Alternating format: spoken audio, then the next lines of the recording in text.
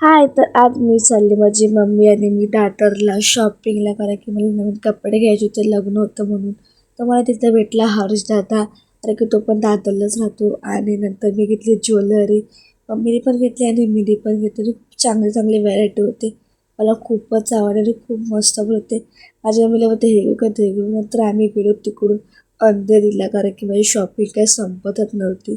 म्हणजे तुम्ही गेली अंधेरीला, तर पण 2-3 टॉप घेतले. नंतर मी घेतला घागरा पिंक कलरचा, खूप छान वाटत होता आणि मला घ्यायचा पण होता, म्हणून मी घेतला. नंतर मम्मी बोलली थांब आता मी बॅग घेते. माझ्या मम्मीकडे ऑलरेडी अशी बॅग आहे, तरी पण बोलते मला बॅग घ्यायचं. आणि मी असे सोनात्याला पण घेऊन दिले आणि मला पण घेतली.